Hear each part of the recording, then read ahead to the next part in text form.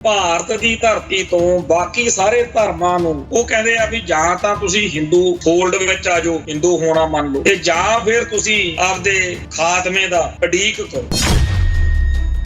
ਭਾਰਤ ਵਿੱਚ ਲੋਕਤੰਤਰ ਨਾਂ ਦੇ ਸਿਧਾਂਤ ਨੇ ਹੋਰਨਾਂ ਦਾ ਜੋ ਘਾਣ ਕੀਤਾ ਉਹ ਬਾਅਦ ਦੀ ਗੱਲ ਆ, ਪਰ ਸਾਡੇ ਨਾਲ ਤਾਂ ਬੜੀ ਟਿਕਾ ਕੇ ਜਿਹਨੂੰ ਕਹਿੰਦੇ ਆ ਉਹ ਹੋ ਰਹੀ। ਇਹ ਗੱਲ ਬਾਰ-ਬਾਰ 1947 ਤੋਂ ਹੁਣ ਤੱਕ ਸਾਡੇ ਥੱਪੜ ਵਾਂਗੂ ਮੂੰਹ ਤੇ ਵੱਜ ਰਹੀ ਆ ਕਿ ਤੁਹਾਡੀ ਕੋਈ ਸੁਣਵਾਈ ਚੱਲਣੀ ਉਹਨਾਂ ਦੀ ਆ ਜਿਨ੍ਹਾਂ ਦੇ ਐਮਪੀ ਵੱਧ ਨੇ, ਐਮਪੀ ਉਹਨਾਂ ਦੇ ਵੱਧ ਨੇ ਜਿਨ੍ਹਾਂ ਦੀ ਮੁਲਕ 'ਚ ਬਹੁ ਗਿਣਤੀ ਹੈ, ਬਹੁ ਗਿਣਤੀ ਉਹਨਾਂ ਦੀ ਆ ਜਿਨ੍ਹਾਂ ਨੇ 1947 ਤੋਂ ਪਿਛਲੀਆਂ 10-15 ਸਦੀਆਂ ਵਿੱਚ ਇਕੱਲੇ ਛਿੱਤਰ ਹੀ ਖਾਧੇ ਸੀ। ਕੌਮ ਨੂੰ ਕਮਜ਼ੋਰ ਕਰਕੇ, ਕੌਮ ਦੀਆਂ ਸੰਸਥਾਵਾਂ ਦਾ ਹਿੰਦੂਕਰਨ ਕਰਕੇ ਜੋ ਕੁਝ ਇਸ ਵਕਤ ਹੋ ਰਿਹਾ, ਇਹ ਸਾਨੂੰ ਇੱਕ ਜਿਵੇਂ ਸਜ਼ਾ ਮਿਲ ਰਹੀ ਆ ਕਿ ਅਸੀਂ ਧਰਮ ਬਚਾਇਆ ਨਾ। ਜਿਹੜੀ ਕੌਮ ਸਿਧਾਂਤ ਅਤੇ ਫਲਸਫਾ ਗਵਾ ਬੈਠਦੀ ਹੈ ਉਹਦੇ ਕੋਲੇ ਰਾਜ ਆਵੇ ਚਾਹੇ ਨਾ ਆਵੇ, ਪਰ ਉਸ ਕੌਮ ਦਾ ਬਚਣਾ ਨਾਮੁਮਕਿਨ। YouTube ਦੇ ਰਾਹੀਂ ਭਾਰਤੀ ਚੈਨਲਾਂ ਦੇ ਉੱਤੇ ਜੋ ਕੁਝ ਮੁਸਲਮਾਨਾਂ ਨਾਲ 5-6 ਹਿੰਦੂ ਬਿਠਾ ਕੇ ਕੁੱਤੇ ਖਾਣੀ ਕਰਦੇ ਆ ਨਾ ਜੀ, ਉਹਨੂੰ ਦੇਖੋ ਤੇ ਫਿਰ ਆਪਦੇ ਧਰਮ ਦੇ ਬੰਦੇ ਨੂੰ ਉੱਥੇ ਫਿੱਟ ਕਰਕੇ ਸੋਚੋ ਵੀ ਜਦੋਂ ਆਪਣੀ ਵਾਰੀ ਆਊਗੀ ਆਹ ਕੁਝ ਆਪਣੇ ਨਾਲ ਵੀ ਹੋਊ। ਜੇਕਰ ਬੀਜੇਪੀ ਨੂੰ 30 ਵੋਟਾਂ ਪੈਂਦੀਆਂ, 30%, ਜਿਹੜੀ 70% ਵੋਟ ਆ ਉਹ ਇਸ ਤਰੀਕੇ ਨਾਲ ਵੰਡੋ ਬਈ ਕੋਈ ਵੀ ਟੁਕੜਾ ਜਿਹੜਾ ਹੈ ਉਹ 30% ਤੋਂ ਵੱਡਾ ਨਾ ਹੋ। ਲੋਕ ਕਹਿਣ ਵੀ ਪੰਜਾਬ 'ਚ ਤਾਂ ਬੀਜੇਪੀ ਦਾ ਸਭ ਤੋਂ ਵੱਡਾ ਵੋਟ ਸ਼ੇਅਰ, ਤੇ ਜਿਹੜੇ ਵੀ ਸਾਡੀ ਕੌਮ ਦੇ ਬੰਦੇ ਆ ਉਹ ਕਹਿੰਦੇ ਨੇ ਜੇਕਰ ਕਾਂਗਰਸ ਤੋਂ ਕੁਝ ਮਿਲ ਨਹੀਂ ਸਕਦਾ, ਬਾਦਲ ਕਿਆਂ ਦੇ ਪੱਲੇ ਕੱਖ ਨਹੀਂ, ਤੇ ਜੇ ਭਾਜਪਾ 'ਚ ਜਾ ਕੇ ਸਿੱਖ ਲੀਡਰ ਭਾਜਪਾ ਨੂੰ ਵੋਟਾਂ ਦਾ, ਸਿੱਖਾਂ ਦੀਆਂ ਦਾ ਲਾਲਚ ਦਿਖਾ ਕੇ ਕਿ ਮੈਂ ਵੋਟ ਪਵਾ ਦੂੰ, ਸਾਡੀ ਕੌਮ ਦੇ ਕੁਝ ਮਸਲੇ ਹੱਲ ਕਰ ਦੇਣ ਜੀ, ਫੇਰ ਇਹਦੇ 'ਚ ਕੀ ਮਾੜਾ। TV 84 ਉੱਤੇ ਪ੍ਰੋਗਰਾਮ ਖਬਰ ਦੀ ਖਬਰ ਦੇਖ ਰਿਹਾ ਹੈ ਸਾਰੇ ਦਰਸ਼ਕਾਂ ਨੂੰ ਮੈਂ ਸਰਬਜੀਤ ਸਿੰਘ ਘੁਮਾਣ ਫਤਿਹ ਅੱਜ ਕਰਦਾ ਜੀ। ਵਾਹਿਗੁਰੂ ਜੀ ਕਾ ਖਾਲਸਾ, ਵਾਹਿਗੁਰੂ ਜੀ ਕੀ ਫਤਿਹ।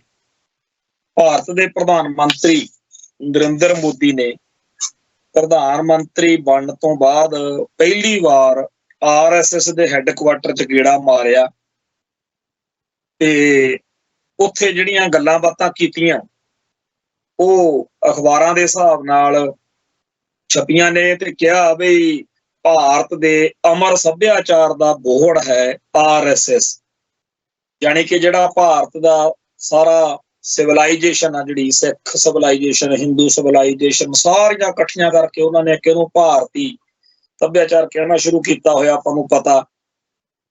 ਤੇ ਉਹ ਕਹਿੰਦੇ ਜੀ ਇਹ RSS ਹੀ ਸਭ ਕੁਛ ਹੈ।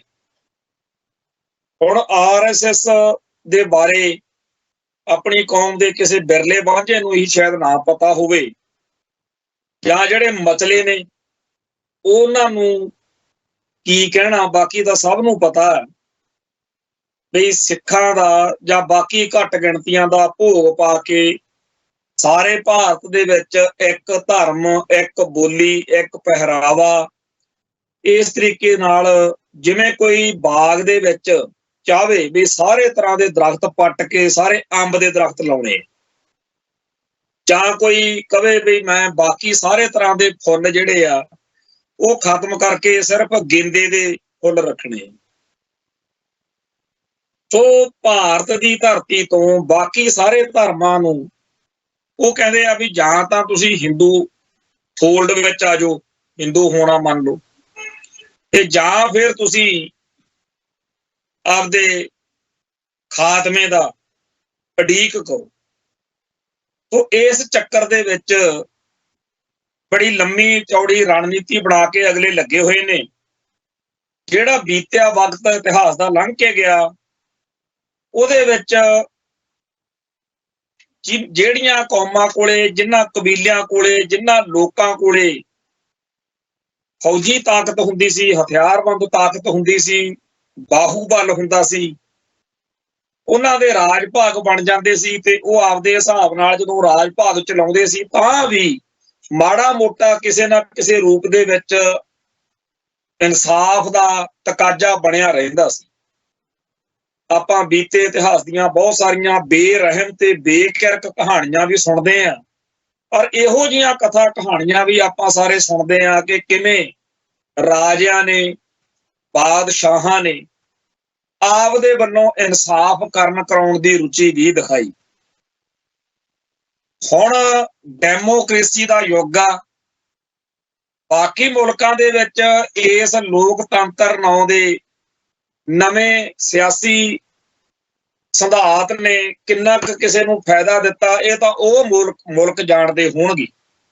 ਹੋ ਸਕਦਾ ਬੜਾ ਫਾਇਦਾ ਦਿੱਤਾ ਹੋਵੇ ਹੋਰਨਾਂ ਮੁਲਕਾਂ 'ਚ, ਹੋਰਨਾਂ ਧਰਤੀਆਂ ਤੇ ਵਸਦੇ ਲੋਕਾਂ ਨੂੰ, ਕਿਉਂਕਿ ਸਾਨੂੰ ਮੱਤਾਂ ਦੇਣ ਵਾਲੇ ਜਿਸ ਤਰੀਕੇ ਨਾਲ ਸਾਨੂੰ ਡਾਂਟਦੇ ਆ, ਤਾੜਦੇ ਆ ਵੀ ਤੁਸੀਂ ਐਵੇਂ ਲੋਕਤੰਤਰ ਦੀ ਕਦਰ ਨਹੀਂ ਕਰਦੇ, ਭਾਰਤ ਬੜਾ ਵਧੀਆ ਡੈਮੋਕ੍ਰੇਟਿਕ ਮੁਲਕ ਆ, ਤੁਹਾਨੂੰ ਅਕਲ ਨਹੀਂ ਹੈ। ਹੋ ਸਕਦਾ ਉਹਨਾਂ ਮੁਲਕਾਂ ਦੇ ਵਿੱਚ ਲੋਕਤੰਤਰ ਬੜਾ ਲਾਹੇਵੰਦ, ਕਲਿਆਣਕਾਰੀ ਤੇ ਮਨੁੱਖਤਾ ਦੇ ਭਲੇ ਦਾ ਸੌਦਾ ਹੋਵੇ, ਪਰ ਜੁੱਤੀ ਜਿਹਦੇ ਪੈਰ 'ਚ ਲੱਗਦੀ ਹੁੰਦੀ ਆ ਉਹਨੂੰ ਪਤਾ ਵੀ ਉਹਦੇ ਕਿੱਥੇ ਕੁ ਪੀੜ ਹੁੰਦੀ। ਹੁਣ ਜੇਕਰ 20 ਬੰਦੇ ਖੜੇ ਹੋਣ ਤੇ ਬਾਕੀ 20 ਬੰਦਿਆਂ ਦੇ ਜੁੱਤੀ ਚੱਪਲ ਪੈਰ 'ਚ ਜੋ ਵੀ ਪਾਈ ਆ ਉਹਦੀ ਉਹਨਾਂ ਨੂੰ ਤਕਲੀਫ ਨਹੀਂ ਹੈ, ਉਹਨਾਂ ਦੀ ਜੁੱਤੀ ਬੜੀ ਵਧੀਆ। 21ਵਾਂ ਬੰਦਾ ਪਿੱਟ ਰਿਹਾ ਕਿ ਮੇਰੇ ਪੈਰ ਨੂੰ ਪ੍ਰੋਬਲਮ ਆ, ਮੇਰੇ ਪੈਰ 'ਚ ਜੁੱਤੀ ਲੱਗਦੀ ਹੈ, ਮੈਂ ਬੜਾ ਤੰਗ ਆ। ਹੁਣ ਬਾਕੀ 20 ਜਾਣੇ ਕਹਿਣ ਵੀ ਅਸੀਂ ਉੱਲੂ ਆ, ਤੈਨੂੰ ਬਹੁਤਾ ਪਤਾ, ਸਾਨੂੰ ਨਹੀਂ ਪਤਾ ਹੈਗਾ, ਸਾਡੇ ਤਾਂ ਪੈਰ ਨੂੰ ਕੋਈ ਜੁੱਤੀ ਸਾਡੀ ਵੱਢਦੀ ਨਹੀਂ, ਤੈਨੂੰ ਬੜੀ ਚੀਕਾਂ ਮਰੀ ਜਾਂਦਾ। ਉਵੇਂ ਦੇ ਹਾਲਤ ਸਾਡੀ ਕੌਮ ਦੇ ਹੋਏ ਨੇ। ਭਾਰਤ ਵਿੱਚ ਲੋਕਤੰਤਰ ਨਾਂ ਦੇ ਸਿਧਾਂਤ ਨੇ ਹੋਰਨਾਂ ਦਾ ਜੋ ਘਾਣ ਕੀਤਾ ਉਹ ਬਾਅਦ ਦੀ ਗੱਲ ਆ, ਪਰ ਸਾਡੇ ਨਾਲ ਤਾਂ ਬੜੀ ਟਕਾ ਕੇ ਜਿਹਨੂੰ ਕਹਿੰਦੇ ਆ ਹੋ ਰਹੀ। ਰੱਬ ਕਿਸੇ ਵੈਰੀ ਦੁਸ਼ਮਣ ਨਾਲ ਵੀ ਇਹੋ ਜਿਹੀ ਨਾ ਕਰੇ। 1947 ਤੋਂ ਪਹਿਲਾਂ ਬੜਿਆਂ ਲੋਕਾਂ ਨੇ ਸਾਨੂੰ ਮੱਤਾਂ ਦਿੱਤੀਆਂ ਵੀ ਤੁਸੀਂ ਇਸ ਹਿੰਦੂ ਭਾਈਚਾਰੇ ਨੂੰ ਗੁਲਾਮ ਸਾਥੀ ਦੇ ਰੂਪ 'ਚ ਹੀ ਦੇਖਿਆ। ਜਦੋਂ ਇਹ ਹਾਕਮ ਬਣ ਗਏ ਨਾ, ਤੁਹਾਨੂੰ ਉਦੋਂ ਪਤਾ ਲੱਗੂ ਵੀ ਇਹ ਕੀ ਆਈਟਮ। ਸਾਨੂੰ ਇਹ ਸੀ ਵੀ ਬੀਤੇ ਲੰਮੇ ਦੌਰ ਤੋਂ ਇਹਨਾਂ ਦੇ ਨਾਲ ਜੋ ਕੁੱਤੇ ਖਾਣੀ ਹੋ ਰਹੀ ਸੀ, ਉਹ ਸਾਡੀ ਕੌਮ ਨੇ ਕੁਰਬਾਨੀਆਂ ਕਰਕੇ, ਸਾਡੇ ਗੁਰੂ ਸਾਹਿਬਾਨ ਨੇ ਆਪਣੀ ਘਾਲਣਾ ਦੇ ਨਾਲ ਇਹਨਾਂ ਨੂੰ ਬਚਾਇਆ। ਇਹਨਾਂ ਦੇ ਤਿਲਕ, ਜੰਜੂ ਤੇ ਹੋਰ ਜਿਹੜੇ ਧਰਮ ਦੇ ਸਬੂਤ, ਚਿੰਨ੍ਹ, ਪ੍ਰਤੀਕ, ਉਹਨਾਂ ਦੀ ਰਾਖੀ ਕੀਤੀ, ਇਹਨਾਂ ਦੀਆਂ ਇੱਜ਼ਤਾਂ ਬਚਾਈਆਂ। ਇਹਨਾਂ ਦੇ ਧਾਰਮਿਕ ਵਿਸ਼ਵਾਸਾਂ ਦੇ ਦੁਸ਼ਮਣਾਂ ਨਾਲ ਅਸੀਂ ਮੂਹਰੇ ਹੋ ਕੇ ਲੜੇ ਹਾਂ, ਤੇ ਜੇਕਰ ਅਸੀਂ ਇਹਨਾਂ ਨਾਲ ਰਹੀਏ ਤਾਂ ਵਧੀਆ ਰਵਾਂਗੇ। ਜੇਕਰ ਕੋਈ ਹੋਰ ਅਣਖ ਗੈਰਤ ਵਾਲੀ ਕੌਮ ਹੁੰਦੀ ਤਾਂ ਜ਼ਰੂਰ ਕਦਰ ਕਰਦੀ, ਜ਼ਰੂਰ ਸੋਚਦੀ ਕਿ ਜਿਸ ਕੌਮ ਦੀ ਦਸਤਾਰ, ਖਾਲਸੇ ਦੀ ਦਸਤਾਰ ਜਿਹੜੀ ਆ ਨਾ, ਉਹ ਅੱਧੀ ਰਹਿ ਗਈ, ਅੱਧੀ ਜਿਹੜੀ ਆ ਉਹ ਇੰਡੀਆ ਦੀ, ਹਿੰਦੂਆਂ ਦੀ, ਭਾਰਤੀਆਂ ਦੀ ਇੱਜ਼ਤ ਢਕਣ ਦੇ ਲਈ ਲੱਗ ਗਈ ਸਾਡੀ। ਤੇ ਜੇ ਕੋਈ ਹੋਰ ਕੌਮ ਹੁੰਦੀ ਵਾਕਿਆ ਹੀ ਬਹੁਤ ਕਦਰ ਕਰਦੀ। 1947 ਤੋਂ ਪਹਿਲਾਂ ਗਾਂਧੀ ਵਰਗੇ, ਨਹਿਰੂ ਵਰਗੇ ਸਾਨੂੰ ਪੰਪ ਮਾਰਦੇ ਰਹੇ, ਅਸੀਂ ਉਹ ਪੰਪ ਦੇ ਵਿੱਚ ਆ ਗਏ। ਕਦੇ ਕਹਿਦਾ ਕਰਨ ਵੀ ਉੱਤਰੀ ਭਾਰਤ ਵਿੱਚ ਇੱਕ ਇਹੋ ਜਿਹਾ ਖਿੱਤਾ ਹੀ ਘੜ ਦੇਣਾ ਜਿੱਥੇ ਸਿੱਖ ਵੀ ਆਜ਼ਾਦੀ ਦਾ ਨਿੱਘ ਮੰਨਣਗੇ। ਕਦੇ ਗਾਂਧੀ ਕਹਿ ਦਿਆ ਕਰੇ ਵੀ ਮੈਂ ਗੁਰਦੁਆਰੇ 'ਚ ਖੜਾ, ਸੀਸਗੰਜ ਗੁਰਦੁਆਰਾ ਇਹ, ਮੈਂ ਇੱਥੇ ਖੜ ਕੇ ਬਚਨ ਕਰ ਰਿਹਾ ਵੀ ਭਾਰਤ ਵਿੱਚ ਕੋਈ ਇਹੋ ਜਿਹਾ ਕਾਨੂੰਨ ਹੀ ਨਹੀਂ ਪਾਸ ਹੋਊਗਾ ਜਿਹਨੂੰ ਪਹਿਲਾਂ ਸਿੱਖ ਨਹੀਂ ਪਾਸ ਕਰਨਗੇ, ਸਿੱਖ ਪ੍ਰਵਾਨ ਕਰਨਗੇ, ਫਿਰ ਕੋਈ ਕਾਨੂੰਨ ਬਣੂਗਾ, ਤੁਸੀਂ ਭਾਰਤ ਨਾਲ ਰਲ ਜਾਓ। ਹੁਣ ਸਿੱਖਾਂ ਨੇ ਬੀਤੇ ਦੌਰ ਵਿੱਚ ਜੋ ਕੁਝ ਹੰਢਾਇਆ ਸੀ, ਉਹਦੇ ਵਿੱਚ ਇੱਕ ਤਾਂ ਮੁਗਲ ਸਾਮਰਾਜ ਵੇਲੇ ਦਾ ਦੌਰ ਆ, ਇੱਕ ਸਿੱਖਾਂ ਦੇ ਆਪ ਦੇ ਰਾਜ ਪ੍ਰਬੰਧ ਵਾਲਾ ਦੌਰ ਆ, ਇੱਕ ਈਸਟ ਇੰਡੀਆ ਕੰਪਨੀ, ਬਰਤਾਨਵੀ ਕਰਾਊਨ, ਅੰਗਰੇਜ਼ ਸਰਕਾਰ ਵਾਲਾ ਦੌਰ ਆ। ਇਹਨਾਂ ਸਾਰੇ ਰਾਜਾਂ ਦੌਰਾਨ ਜੋ ਤਜਰਬਾ ਕੌਮ ਨੂੰ ਹੋਇਆ ਸੀ, ਉਹਦੇ ਤਹਿਤ ਸਾਡੇ ਭਾਈਚਾਰੇ ਨੇ, ਸਾਡੀ ਕੌਮ ਨੇ ਇਹ ਸੋਚਿਆ ਕਿ ਜੋ ਸਾਡੇ ਨਾਲ ਬੀਤੇ ਦੌਰ ਵਿੱਚ ਹੋਰ ਕੌਮਾਂ ਦੇ, ਹੋਰ ਰਾਜਿਆਂ, ਸਲਤਨਤਾਂ ਦੇ ਤਜਰਬੇ ਰਹੇ ਨੇ, ਉਹਦੇ ਨਾਲੋਂ ਤਾਂ ਚੰਗਾ ਹੀ ਹੋਣਗੇ, ਚੰਗੇ ਹੀ ਸਾਬਤ ਹੋਣਗੇ। ਪਰ ਸਾਡੀ ਬਦਕਿਸਮਤੀ ਕਿ 1947 ਦੀ 15 ਅਗਸਤ ਨੂੰ ਹਜੇ 6 ਮਹੀਨੇ ਵੀ ਨਹੀਂ ਸੀ ਲੰਘੇ, ਅਗਲਿਆਂ ਨੇ ਕਹਿਤਾ ਵੀ ਸਿੱਖਾਂ ਨੂੰ ਅਕਲ ਦੇਣੀ ਆ ਵੀ ਇਸ ਮੁਲਕ ਦੇ ਵਿੱਚ ਤੁਹਾਡੀ ਔਕਾਤ ਕੀ ਆ।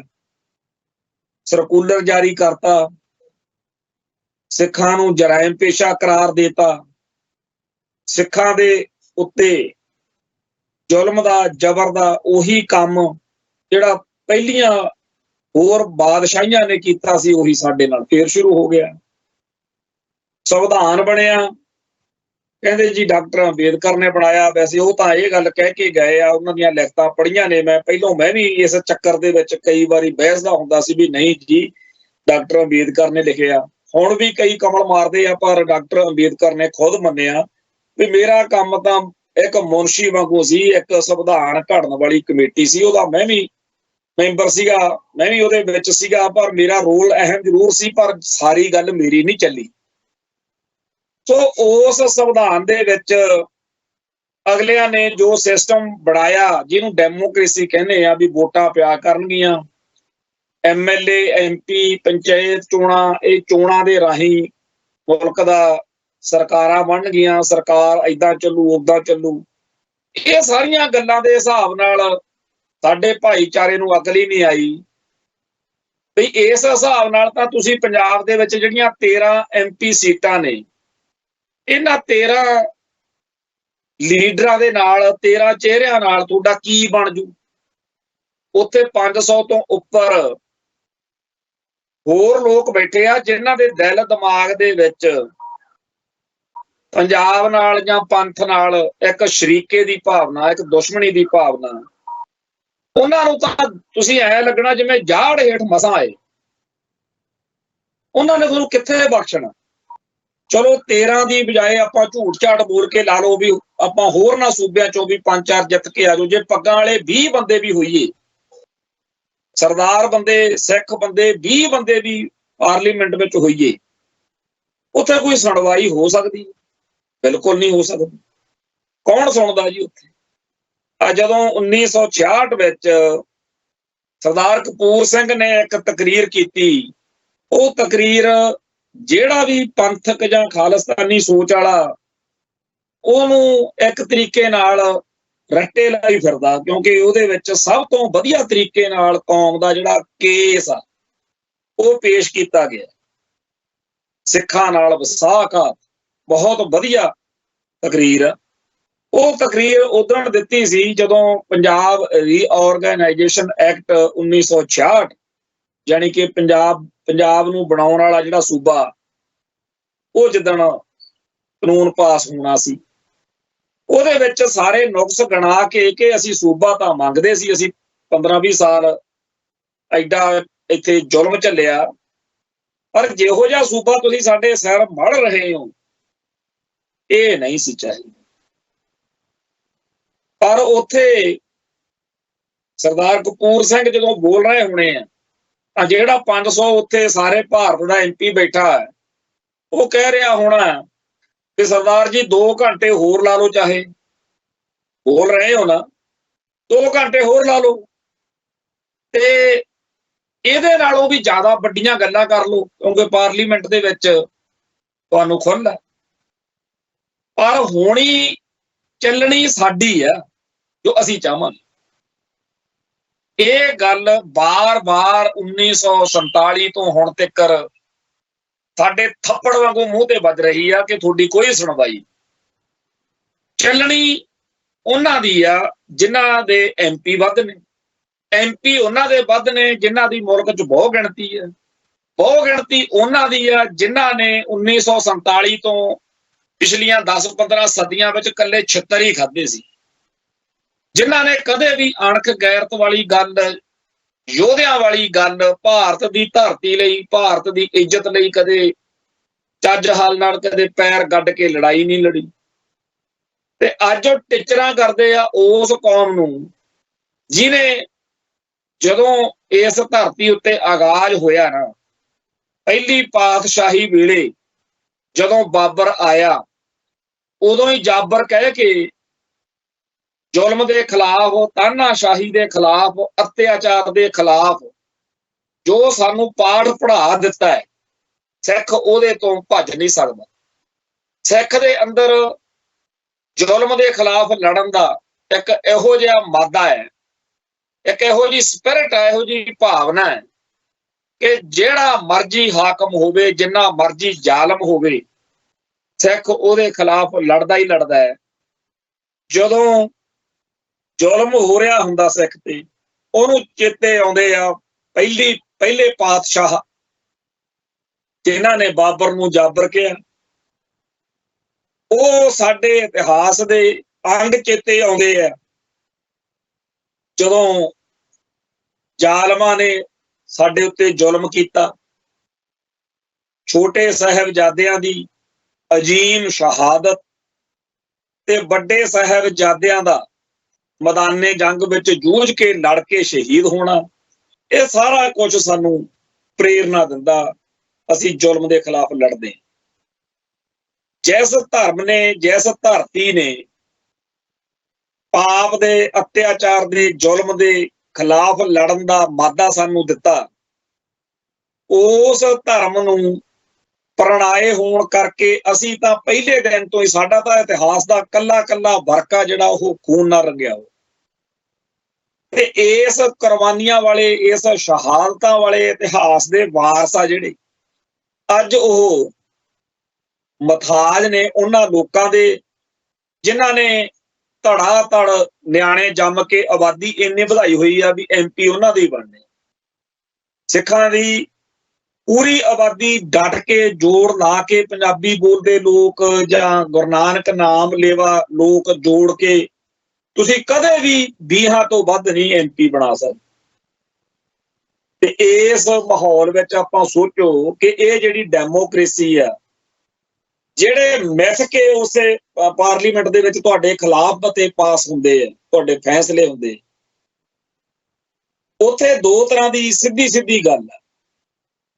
ਸਿੱਖਾਂ ਦੇ ਕੇਂਦਰੀ ਅਸਥਾਨ ਦਰਬਾਰ ਸਾਹਿਬ ਦੇ ਉੱਤੇ, ਅਕਾਲ ਤਖਤ ਸਾਹਿਬ ਦੇ ਉੱਤੇ ਗੋਲਾਬਾਰੀ ਦਾ, ਟੈਂਕਾਂ ਤੋਪਾਂ ਨਾਲ ਹਮਲੇ ਕਰਨ ਦਾ ਫੈਸਲਾ ਹੋ ਸਕਦਾ ਹੈ, ਜਾਂ ਉੱਥੇ ਰਾਮ ਮੰਦਿਰ ਬਣਾਉਣ ਦਾ ਫੈਸਲਾ ਹੋ ਸਕਦਾ। ਭਾਰਤ ਦਾ ਇੱਕ ਪ੍ਰਧਾਨ ਮੰਤਰੀ ਰਾਮ ਮੰਦਿਰ ਬਣਾਉਣ ਜਾ ਸਕਦਾ, ਭੂਮੀ ਪੂਜਨ ਕਰਨ, ਜਾਂ ਫਿਰ ਇਕੱਠੇ ਹੋਏ ਅਕਾਲ ਤਖਤ ਸਾਹਿਬ ਦੇ ਸਾਹਮਣੇ ਖੜ ਕੇ ਆਪਦੀ ਸ਼ੇਖੀ ਮਾਰਨ ਆ ਸਕਦਾ ਪ੍ਰਧਾਨ ਮੰਤਰੀ, ਜਿਵੇਂ ਇਜ਼ਰਾਈਲ ਸੀ। ਇੱਕ ਕੌਮ ਦੇ ਧਰਮ ਸਥਾਨਾਂ ਉੱਤੇ ਪਾਰਲੀਮੈਂਟ 'ਚ ਹਮਲੇ ਕਰਨ ਦਾ ਫੈਸਲਾ ਹੋ ਰਿਹਾ, ਇੱਕ ਧਰਮ ਦੇ ਮਿਥਿਹਾਸਕ ਅਸਥਾਨ ਜਿਹੜੇ ਆ ਉਹ ਬਣਾਉਣ ਦਾ ਫੈਸਲਾ ਹੋ ਰਿਹਾ। ਅਖੇ ਜੀ ਹਿੰਦੂ ਸਿੱਖ ਏਕਤਾ,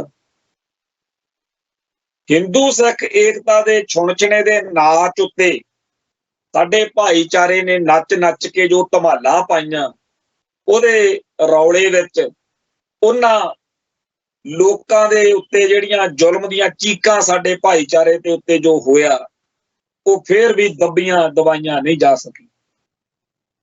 ਇਸ ਮਾਹੌਲ ਦੇ ਵਿੱਚ ਜਦੋਂ ਦਿੱਲੀ ਅਤੇ ਨਾਗਪੁਰ ਬੇਸ਼ੁਮਾਰ ਲੋਕ ਲਾ ਦਿੱਤੇ ਗਏ ਨੇ, ਬਿਠਾ ਦਿੱਤੇ ਗਏ ਨੇ ਕਿ ਤੁਸੀਂ ਸਿੱਖੀ ਨੂੰ ਸਿੱਖਾਂ ਦੇ ਵਿੱਚੋਂ ਖੁਰਚ ਕੇ ਕੱਢਣਾ ਤੇ ਸਿੱਖੀ ਦਾ ਹਿੰਦੂਕਰਨ ਕਰਨਾ, ਉਸ ਮੌਕੇ ਸਮਾਜਿਕ ਤੌਰ ਤੇ, ਧਾਰਮਿਕ ਤੌਰ ਤੇ, ਸਿਆਸੀ ਤੌਰ ਤੇ ਕੌਮ ਨੂੰ ਕਮਜ਼ੋਰ ਕਰਕੇ, ਕੌਮ ਦੀਆਂ ਸੰਸਥਾਵਾਂ ਦਾ ਹਿੰਦੂਕਰਨ ਕਰਕੇ ਜੋ ਕੁਝ ਇਸ ਵਕਤ ਹੋ ਰਿਹਾ, ਇਹ ਸਾਨੂੰ ਇੱਕ ਜਿਵੇਂ ਸਜ਼ਾ ਮਿਲ ਰਹੀ ਆ ਕਿ ਅਸੀਂ ਧਰਮ ਬਚਾਇਆ। ਇਹਨਾਂ ਨੂੰ 9ਵੇਂ ਪਾਤਸ਼ਾਹ ਦੀ ਕੁਰਬਾਨੀ ਜਾਂ 18ਵੀਂ ਸਦੀ ਦੇ ਵਿੱਚ ਜੋ ਅਸੀਂ ਹਿੰਦੂ ਭਾਈਚਾਰੇ ਲਈ ਕੀਤਾ, ਉਸ ਸਾਰੇ ਕਾਸੇ ਦੇ ਵੱਲ ਪਿੱਠ ਕਰਕੇ, ਅਕਿਰਤ ਘਣ ਬਣ ਕੇ ਉਹ ਬੜੀ ਮੌਜ ਨਾਲ ਕਹਿੰਦੇ ਆ ਵੀ ਸਿੱਖ ਕੋਈ ਵੱਖਰੀ ਕੌਮ ਨਹੀਂ ਹੈ, ਇਹ ਤਾਂ ਹਿੰਦੂਆਂ ਦੇ ਵਿੱਚੋਂ ਹੀ ਕੁਛ ਗੁਰੂ ਸਾਹਿਬਾਨ ਜਿਹੜੇ ਬਣੇ, ਉਹਨਾਂ ਨੇ ਹਿੰਦੂਆਂ ਦੇ ਯੋਧੇ ਬੰਦੇ ਇਕੱਠੇ ਕਰਕੇ ਹਿੰਦੂਆਂ ਦੀ ਰਾਖੀ ਲਈ, ਇਸਲਾਮ ਨਾਲ ਸੰਬੰਧਿਤ ਧਾੜਵੀ ਜਿਹੜੇ ਸੀ, ਹਮਲਾਵਰ ਸੀ ਜਿਹੜੇ, ਉਹਨਾਂ ਤੋਂ ਹਿੰਦੂਆਂ ਨੂੰ ਬਚਾਉਣ ਲਈ ਇੱਕ ਉਪਰਾਲਾ ਕੀਤਾ ਸੀ। ਹੁਣ ਦੋ ਹੀ ਰਾਹ ਨੇ, ਇੱਕ ਤਾਂ ਹੁਣ ਹਾਲਾਤ ਨਹੀਂ ਹੈਗੇ, ਤੁਹਾਡੀ ਲੋੜ ਨਹੀਂ ਸਿੱਖਾਂ ਦੀ ਖਾਲਸੇ ਦੀ, ਇਸ ਕਰਕੇ ਤੁਸੀਂ ਆਪਦੀਆਂ ਕਿਰਪਾਨਾਂ ਤੇ ਹੋਰ ਚੀਜ਼ਾਂ ਸਾਰੀਆਂ ਛੱਡੋ, ਹੁਣ ਤਾਂ ਕੋਈ ਲੋੜ ਹੀ ਨਹੀਂ ਇਹਨਾਂ ਦੀ। ਦੂਜਾ ਜਿਹੜਾ ਹੈਗਾ ਵੀ ਹੁਣ ਹਿੰਦੂ ਬਣੋ, ਸ਼ੁੱਧੀਕਰਨ ਕਰੀਏ ਤੁਹਾਡਾ। ਸੋ ਇਸ ਤਰੀਕੇ ਨਾਲ ਸਿੱਖਾਂ ਦੇ ਧਰਮ ਨੂੰ, ਸਿੱਖਾਂ ਦੀ ਬੋਲੀ ਨੂੰ, ਸਿੱਖਾਂ ਦੇ ਸੱਭਿਆਚਾਰ ਨੂੰ, ਸਿੱਖ ਸਿਵਲਾਈਜੇਸ਼ਨ ਨੂੰ ਸਦੀਵੀ ਤੌਰ ਦੇ ਉੱਤੇ ਖਤਮ ਕਰਨ ਦਾ ਜਿਹੜਾ ਪ੍ਰੋਜੈਕਟ ਚੱਲ ਰਿਹਾ, ਉਹਦੇ ਵਿੱਚ ਉਹ ਕਹਿੰਦੇ ਆ ਕੋਈ ਗੱਲ ਨਹੀਂ, ਸਾਨੂੰ ਕਾਹਲ ਥੋੜੀ ਹੈ, ਅਸੀਂ ਹੌਲੀ ਹੌਲੀ ਸਹਿਜੇ ਸਹਿਜੇ ਕਰ ਲਾਂਗੇ। ਇਸ ਸਾਰੇ ਕਾਸੇ ਦਾ, ਡੀਪ ਸਟੇਟ ਦੇ ਇਸ ਏਜੰਡੇ ਦਾ ਹਰ ਸਿੱਖ ਨੂੰ ਚੰਗੀ ਤਰ੍ਹਾਂ ਪਤਾ ਕਿ ਦਿੱਲੀ ਦਰਬਾਰ ਕਿਵੇਂ ਸਾਡੇ ਧਰਮ ਨੂੰ ਮਲੀਆ ਮੇਟ ਕਰ ਰਿਹਾ। ਪਰ ਸਾਡੀ ਕੌਮ ਜਿਹੜੀ ਹੈ, ਜੇ ਤਾਂ ਇੱਕ ਯੂਨਿਟ ਦੇ ਰੂਪ ਦੇ ਵਿੱਚ, ਇੱਕ ਇਕਾਈ ਦੇ ਰੂਪ ਦੇ ਵਿੱਚ ਰਿਐਕਟ ਕਰੇ, ਫਿਰ ਤਾਂ ਸਮੂਹਕ ਤੌਰ ਦੇ ਉੱਤੇ ਦਿੱਲੀ ਨਾਲ, ਨਾਗਪੁਰ ਨਾਲ, ਇੰਡੀਆ ਨਾਲ ਉਵੇਂ ਲੜੀਏ ਜਿਵੇਂ ਦੇਸ਼ ਪੰਜਾਬ ਤੇ ਹਿੰਦ ਦੀ ਲੜਾਈ ਹੁੰਦੀ ਆਈ ਹੈ। ਪਰ ਹੁਣ ਸਾਡੀ ਕੌਮ ਦੇ ਵਿੱਚ ਕਾਂਗਰਸੀ ਬਣ ਗਿਆ, ਕੋਈ ਭਾਜਪਾਈ ਬਣ ਗਿਆ, ਕੋਈ ਬਾਦਲ ਦਲੀਆ ਬਣ ਗਿਆ, ਕੋਈ ਕੁਛ ਬਣ ਗਿਆ। ਇਹਨਾਂ ਸਾਰਿਆਂ ਤੋਂ ਇਲਾਵਾ ਅਕੈਡਮਿਕ ਖੇਤਰ 'ਚ, ਹੋਰ ਖੇਤਰਾਂ ਦੇ ਵਿੱਚ ਬਹੁਤ ਸਾਰੇ ਤਰ੍ਹਾਂ ਦੀ ਕਾਂਗਿਆਰੀ ਪੈਦਾ ਹੋ ਗਈ। ਇਹ ਸਾਰਾ ਕੁਝ ਰਲ ਮਿਲ ਕੇ ਪੰਥਕ ਜਿਹੜੀ ਸੋਚ ਆ, ਜਿਹੜੀ ਕੌਮ ਪ੍ਰਸਤ ਸੋਚ ਆ, ਉਹਦੇ ਉਲਟ ਇੱਕ ਇਹੋ ਜਿਹਾ ਨੈਰੇਟਿਵ, ਇੱਕ ਇਹੋ ਜਿਹਾ ਵਰਤਾਂਤ ਪੇਸ਼ ਹੁੰਦਾ ਹੈ ਕਿ ਸਿੱਖਾਂ ਲਈ ਪੈਰ ਪੈਰ ਤੇ, ਕਦਮ ਕਦਮ ਤੇ ਪਹਿਲਾਂ ਤਾਂ ਆਪਦੀ ਕੌਮ ਨਾਲ ਹੀ ਬਹਿਸਣ ਦਾ, ਲੜਨ ਦਾ ਇੱਕ ਮੋਰਚਾ ਲੱਗ ਜਾਂਦਾ ਕਿ ਸਾਨੂੰ ਦੱਸੋ ਤਾਂ ਸਹੀ ਜੀ RSS ਕਿਵੇਂ ਮਾੜੀ ਹੈ। ਪਿੱਛੇ ਜੇ ਐਡਵੋਕੇਟ ਰਾਜਦੇਵ ਸਿੰਘ ਖਾਲਸਾ, ਉਹ ਇਸ ਤਰੀਕੇ ਨਾਲ ਚੈਲੰਜ ਦਿੰਦੇ ਰਹੇ ਆ। ਹੁਣ ਵੀ ਬਹੁਤ ਸਾਰੇ ਲੋਕ ਜਿਹੜੇ ਨੇ, ਉਹਨਾਂ ਨੂੰ ਇਹ ਬਿਮਾਰੀ ਆ, ਤੇ ਇਸ ਬਿਮਾਰੀ ਦੇ ਤਹਿਤ ਉਹ ਕੌਮ ਦੇ ਸਾਰੇ ਇਤਿਹਾਸ ਨੂੰ, ਫਲਸਫੇ ਨੂੰ ਪਾਸੇ ਕਰਕੇ ਆਪਦੇ ਵੱਲੋਂ ਸਭ ਤੋਂ ਵੱਡੀ ਫੜ ਮਾਰਦੇ ਆ ਕਿ ਸਾਨੂੰ ਦੱਸੋ ਤਾਂ ਸਹੀ RSS ਕਿਵੇਂ ਗਲਤ ਆ। RSS ਨੇ ਜੇ ਔਰੰਗਜ਼ੇਬ ਵਾਂਗ ਜ਼ੁਲਮ ਕੀਤਾ ਹੋਵੇ, ਨਾਦਰ ਵਾਂਗ ਜ਼ੁਲਮ ਕੀਤਾ ਹੋਵੇ, ਚਲੋ ਕਾਂਗਰਸ ਵਾਂਗ ਹੀ ਜਿਵੇਂ ਉਹਨੇ ਸਾਡਾ ਨਸਲਕੁਸ਼ੀ ਕੀਤੀ, ਤਾਂ ਉਹ ਹੋਰ ਤਰ੍ਹਾਂ ਦਾ ਪ੍ਰਭਾਵ ਬਣਦਾ। ਕਾਂਗਰਸ ਤਾਂ ਤੁਹਾਡੇ ਅੰਦਰੋਂ ਤੁਹਾਡਾ ਧਰਮ ਮਾਰਦੀ ਹੈ ਤੇ ਧਰਮ ਦੀ ਵਿਆਖਿਆ ਬਦਲਦੀ ਹੈ। ਜੇਕਰ ਕਿਸੇ ਕੌਮ ਕੋਲ ਰਾਜ ਭਾਗ ਨਾ ਹੋਵੇ, ਪਰ ਉਹਦਾ ਸਿਧਾਂਤ ਅਤੇ ਉਹਦਾ ਫਲਸਫਾ ਉਹਦੇ ਕੋਲ ਹੈ, ਫਿਰ ਉਹ ਕੌਮ ਮਰਦੀ ਨਹੀਂ, ਉਹ ਕਦੇ ਨਾ ਕਦੇ ਰਾਜ ਵੀ ਹਾਸਲ ਕਰ ਲੈਂਦੀ ਹੈ। ਪਰ ਜਿਹੜੀ ਕੌਮ ਸਿਧਾਂਤ ਅਤੇ ਫਲਸਫਾ ਗਵਾ ਬੈਠਦੀ ਹੈ, ਉਹਦੇ ਕੋਲੇ ਰਾਜ ਆਵੇ ਚਾਹੇ ਨਾ ਆਵੇ, ਪਰ ਉਸ ਕੌਮ ਦਾ ਬਚਣਾ ਨਾਮੁਮਕਿਨ। ਸੋ ਸਾਡੇ ਨਾਲ ਇਹ ਵਾਪਰ ਰਿਹਾ, ਸਾਡਾ ਸਾਰਾ ਕੁਝ ਜਿਹੜਾ ਹੈ ਉਹ ਬਦਲ ਰਿਹਾ। ਇਹਨਾਂ ਦਿਨਾਂ ਦੇ ਵਿੱਚ ਈਦ ਦੇ ਕਰਕੇ ਪਿੱਛੇ ਜੇ ਹੋਲਾ ਮਹੱਲਾ ਸੀ, ਜਦੋਂ ਆਪਣਾ ਉਦੋਂ ਹੋਲੀ ਚੱਲਦੀ ਸੀ ਉਹਨਾਂ ਦੀ, ਤੁਸੀਂ ਹਿੰਦੂ ਕੱਟੜਪੰਥੀਆਂ ਦੇ ਬਿਆਨ, ਐਲਾਨ, ਫਰਮਾਨ, ਡੀਪ ਸਟੇਟ ਦੀਆਂ ਬਾਤਾਂ, ਯੋਗੀ ਮੋਦੀ ਦੀਆਂ ਗੱਲਾਂ, ਬਜਰੰਗ ਦਲ, ਭਗਵੇਂ ਬ੍ਰਿਗੇਡ ਦੀਆਂ ਕਹਾਣੀਆਂ, ਇਹ ਸਾਰੀਆਂ ਤੁਸੀਂ ਦੇਖ ਸਕਦੇ ਹੋ YouTube ਤੇ, ਸੋਸ਼ਲ ਮੀਡੀਆ ਤੇ, ਸਾਰਾ ਕੁਛ ਹੀ ਪਿਆ। ਉਹਨਾਂ ਨੇ ਭਾਰਤ ਦੀ ਸਭ ਤੋਂ ਵੱਡੀ ਘੱਟ ਗਿਣਤੀ ਮੁਸਲਮਾਨਾਂ ਦਾ ਜਿਉਣਾ ਦੁੱਭਰ ਕੀਤਾ ਪਿਆ। ਅੱਜ ਈਦ ਵਾਲਾ ਦਿਨ ਵਾ ਤੇ ਸਾਰੇ ਭਾਰਤ ਵਿੱਚ ਥਾਂ ਥਾਂ ਦੇ ਉੱਤੇ ਜੋ ਕੁਝ ਵਾਪਰਿਆ ਉਹ ਤੁਸੀਂ ਸਵੇਰੋਂ TV ਤੇ, ਰੇਡੀਓ ਤੇ, ਸੋਸ਼ਲ ਮੀਡੀਆ ਤੇ ਅੱਜ ਵੀ ਨਾਲ ਦੀ ਨਾਲ ਦੇਖ ਸਕਦੇ। ਚੈਨਲਾਂ ਦੇ ਉੱਤੇ 5-6 ਹਿੰਦੂ ਕੱਟੜਪੰਥੀ ਅੱਡ-ਅੱਡ ਪਛਾਣਾਂ ਵਿੱਚ ਬਹਿ ਜਾਂਦੇ ਨੇ ਤੇ ਵੀ ਮੈਂ ਫਲਾਨਾ, ਤੂੰ ਫਲਾਨਾ। ਇੱਕ ਮੁਸਲਮਾਨ ਬਿਠਾ ਲੈਂਦੇ ਨੇ, ਫਿਰ ਉਹਦੇ ਜਿਵੇਂ ਫੱਟੀ ਤੇ ਖਿੱਦੋ ਭੜਕਾਈ ਦੀ ਆ ਨਾ, ਉਹਨੂੰ ਗੱਲ ਨਹੀਂ ਆਉਣ ਦਿੰਦੇ। ਗੱਲ ਤਾਂ ਉਹ ਉਹਨਾਂ ਨੂੰ ਨਹੀਂ ਆਉਣ ਦਿੰਦੇ ਜਿਨ੍ਹਾਂ ਮੁਸਲਮਾਨਾਂ ਦੇ ਇਸ ਧਰਤੀ ਉੱਤੇ ਕਈ ਮੁਲਕ ਨੇ, ਉਹਨਾਂ ਦੇ ਰਾਜ ਭਾਗ ਨੇ, ਉਹਨਾਂ ਦਾ ਬਿਲਕੁਲ ਹੀ ਭਾਰਤ ਤੋਂ ਵੱਖਰਾ ਮੱਕੇ ਮਦੀਨੇ ਨਾਲ ਜੁੜਦਾ ਇੱਕ ਧਰਮ ਹੈ, ਉਹਨਾਂ ਦਾ ਇੱਕ ਆਪਦਾ ਇਤਿਹਾਸ ਵੀ, ਤੇ ਗੱਲ ਨਹੀਂ ਆਉਣ ਦਿੰਦੇ। ਉਹਨਾਂ ਨੂੰ ਇੰਨਾ ਬੁਰੀ ਤਰ੍ਹਾਂ ਘੇਰਦੇ ਆ, ਘੂਰਦੇ ਆ, ਜੇ ਕਿਤੇ ਆਪ ਫਸ ਵੀ ਜਾਣ ਤਾਂ ਵੀ ਉਹਨਾਂ ਕੋਲ ਸਾਮ, ਦਾਮ, ਦੰਡ, ਭੇਦ ਬੜੀਆਂ ਉਹਨਾਂ ਕੋਲੇ ਨੀਤੀਆਂ ਨੇ, ਚਾਣਕਿਆ ਨੀਤੀ, ਫਲਾਨੀ ਨੀਤੀ। ਹੁਣ ਆਪਾਂ ਉਹਨਾਂ ਨਾਲ ਹੁੰਦੀ ਦੇਖੋ। ਪਹਿਲਾਂ ਤਾਂ ਮੈਂ ਸਾਰੇ ਭਾਈਚਾਰੇ ਨੂੰ ਬੇਨਤੀ ਕਰਦਾ, YouTube ਚੈਨਲ ਦੇ ਉੱਤੇ, YouTube ਦੇ ਰਾਹੀਂ ਭਾਰਤੀ ਚੈਨਲਾਂ ਦੇ ਉੱਤੇ ਜੋ ਕੁਝ ਮੁਸਲਮਾਨਾਂ ਨਾਲ 5-6 ਹਿੰਦੂ ਬਿਠਾ ਕੇ ਕੁੱਤੇ ਖਾਣੀ ਕਰਦੇ ਆ ਨਾ ਜੀ, ਉਹਨੂੰ ਦੇਖੋ ਤੇ ਫਿਰ ਆਪਦੇ ਧਰਮ ਦੇ ਬੰਦੇ ਨੂੰ ਉੱਥੇ ਫਿੱਟ ਕਰਕੇ ਸੋਚੋ ਵੀ ਜਦੋਂ ਆਪਣੀ ਵਾਰੀ ਆਊਗੀ ਆਹ ਕੁਝ ਆਪਣੇ ਨਾਲ ਵੀ ਹੋਣਾ। ਹਜੇ ਪੰਜਾਬੀ ਦੇ ਚੈਨਲਾਂ ਦੇ ਉੱਤੇ ਅਜੇ ਭਾਰਦਵਾਜ ਵਰਗੇ, ਇੱਕ ਵਿਨੀਤ ਜੋਸ਼ੀ ਆ, ਏਦਾਂ ਦੇ ਬੰਦਿਆਂ ਨੂੰ ਬਿਠਾ ਕੇ ਕਦੇ PTC ਵਰਗੇ ਜਾਂ ਕੁਝ ਹੋਰ ਚੈਨਲਾਂ ਵਾਲਿਆਂ ਨੇ ਸ਼ੁਰੂ ਕੀਤਾ ਤਾਂ ਹੋਇਆ, ਪਰ ਅਜੇ ਉਹਨਾਂ ਨੇ ਆਪਣੇ ਵੱਲ ਥੋੜਾ ਜਿਹਾ ਨਰਮ ਰੱਖਿਆ ਹੋਇਆ ਕੰਮ। ਜਿਵੇਂ ਚਰਚਾ ਚੱਲਦੀ ਆ ਨਾ ਕਿ ਆਹ ਜਿਹੜੀ ਹੁਣ ਇਲੈਕਸ਼ਨ ਆਉਣੀ ਆ 2027 ਵਾਲੀ, ਇਹਦੇ ਚ ਤਾਂ ਭਾਜਪਾ ਦਾ ਏਜੰਡਾ ਇੰਨਾ ਕੀ ਆ ਕਿ ਵੱਧ ਤੋਂ ਵੱਧ ਜਿਹੜੀ ਸਾਡੇ ਖਿਲਾਫ ਵੋਟ ਪਾ ਉਹਦੇ ਟੁਕੜੇ ਕਰਨੇ ਆ। ਪੰਜਾਬ 'ਚ ਬਹੁਤ ਸਾਰੀਆਂ ਧਿਰਾਂ ਧੜਿਆਂ ਨੂੰ ਸਪੋਰਟ ਕਰੋ ਤੇ ਪੰਜਾਬ ਪੱਖੀ ਜਿਹੜੀ ਵੋਟ ਆ ਉਹਦੇ ਟੁਕੜੇ ਕਰੋ ਤੇ ਬੀਜੇਪੀ ਦਾ ਵੋਟ ਬੈਂਕ ਵਧੇ। ਜਾਣੀ ਕਿ ਜੇਕਰ ਬੀਜੇਪੀ ਨੂੰ 30 ਵੋਟਾਂ ਪੈਂਦੀਆਂ, 30%, ਜਿਹੜੀ 70% ਵੋਟ ਆ ਉਹ ਇਸ ਤਰੀਕੇ ਨਾਲ ਵੰਡੋ ਬਈ ਕੋਈ ਵੀ ਟੁਕੜਾ ਜਿਹੜਾ ਹੈ ਉਹ 30% ਤੋਂ ਵੱਡਾ ਨਾ ਹੋਵੇ। ਲੋਕ ਕਹਿਣ ਵੀ ਪੰਜਾਬ 'ਚ ਤਾਂ ਬੀਜੇਪੀ ਦਾ ਸਭ ਤੋਂ ਵੱਡਾ ਵੋਟ ਸ਼ੇਅਰ ਹੈ। ਇਸ ਸੋਚ ਤਹਿਤ ਜੋ ਪੱਤੇ ਖੇਡੇ ਜਾ ਰਹੇ ਨੇ ਉਹ ਜਿਹੜੇ ਸਾਡੀ ਕੌਮ ਦੇ ਅੰਦਰੂਨੀ ਮਸਲੇ ਨੇ ਉਹਨਾਂ ਕਰਕੇ ਸੌਖਾ ਹੋ ਰਿਹਾ ਬੀਜੇਪੀ ਨੂੰ। ਵੈਸੇ ਹੀ ਹਾਕਮਾਂ ਕੋਲ ਸਾਡੇ ਵਰਗੀ ਕੌਮ ਘੜੇ ਦੀ ਮੱਛੀ ਵਾਂਗ, ਡੀਪ ਸਟੇਟ, ਦੋਭਾਲ, ਗ੍ਰਹਿ ਮੰਤਰਾਲਾ, ਉਹਨਾਂ ਕੋਲ ਸਾਡੇ ਬੰਦਿਆਂ ਨੂੰ ਦੇਣ ਲਈ, ਸਾਡੀ ਕੌਮ ਦੀ ਜ਼ਮੀਰ ਖਰੀਦਣ ਲਈ ਬਕਾਊ ਬੰਦਿਆਂ ਨੂੰ ਮਨਮਰਜ਼ੀ ਦੇ ਪੱਤੇ ਦੇ ਕੇ, ਬਾਕੀ ਮਥਾਜਗੀ ਬੜੀ ਆ।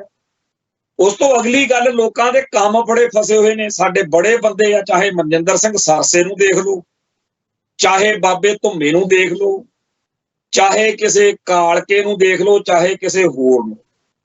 ਉਹ ਸਾਰੇ ਜਦੋਂ ਕਹਿੰਦੇ ਆ ਵੀ ਦੱਸੋ ਤਾਂ ਸਹੀ ਅਸੀਂ ਗਲਤ ਕਿਵੇਂ ਕਰਦੇ ਹਾਂ ਬੀਜੇਪੀ ਨਾਲ ਰਲ ਕੇ। ਅਸੀਂ ਜੀ ਮਹਾਰਾਸ਼ਟਰ ਦੇ ਸਿੱਖਾਂ ਦੇ ਮਸਲੇ ਹੱਲ ਕਰਾਉਣਾ ਚਾਹੁੰਦੇ ਹਾਂ।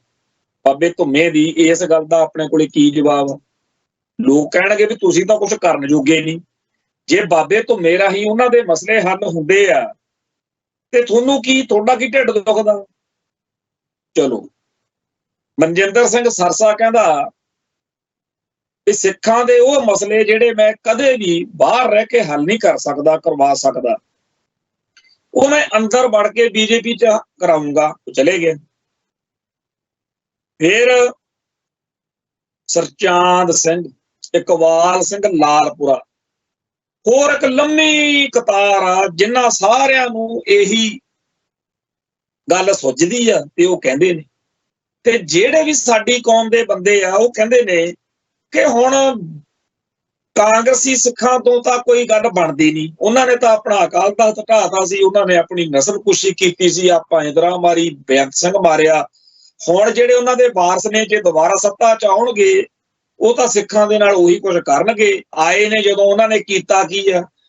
ਆਪਾਂ ਬਰਗਾੜੀ ਬਹਿਬਲ ਤੋਂ ਬਾਅਦ ਕੈਪਟਨ ਦੀ ਸਰਕਾਰ ਲਿਆਂਦੀ ਸੀ, ਕੀ ਖੱਟਿਆ? ਸੋ ਜੇਕਰ ਕਾਂਗਰਸ ਤੋਂ ਕੁਝ ਮਿਲ ਨਹੀਂ ਸਕਦਾ, ਬਾਦਲ ਕਿਆਂ ਦੇ ਪੱਲੇ ਕੱਖ ਨਹੀਂ, ਤੇ ਜੇ ਭਾਜਪਾ 'ਚ ਜਾ ਕੇ ਸਿੱਖ ਲੀਡਰ ਭਾਜਪਾ ਨੂੰ ਵੋਟਾਂ ਦਾ, ਸਿੱਖਾਂ ਦੀਆਂ ਦਾ ਲਾਲਚ ਦਿਖਾ ਕੇ ਕਿ ਮੈਂ ਵੋਟ ਪਵਾ ਦੂੰ, ਸਾਡੀ ਕੌਮ ਦੇ ਕੁਝ ਮਸਲੇ ਹੱਲ ਕਰ ਦੇਣ ਜੀ, ਫੇਰ ਇਹਦੇ 'ਚ ਕੀ ਮਾੜਾ? ਸੋ ਇਸ ਤਰੀਕੇ ਦੇ ਤਰਕ, ਇਸ ਤਰੀਕੇ ਦੀਆਂ ਦਲੀਲਾਂ ਦੇ ਕੇ ਬਹੁਤ ਵੱਡੀ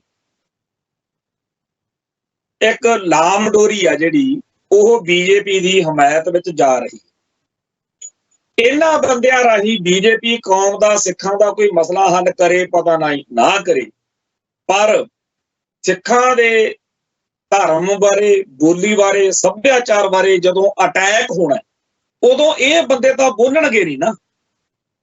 ਹੁਣ ਜਦੋਂ ਬੀਜੇਪੀ ਜਾਂ RSS ਸਾਡੇ ਧਰਮ ਤੇ ਹਮਲਾ ਕਰੂ, ਉਸ ਮੌਕੇ ਉਹ ਬੰਦੇ ਜਾਂ ਉਹ ਧਿਰਾਂ ਉਹ ਧੜੇ ਤਾਂ ਬੋਲ ਹੀ ਨਹੀਂ ਸਕਦੇ ਜਿਹੜੇ ਬੀਜੇਪੀ ਨਾਲ ਇੱਕ ਸੁਰ ਨੇ।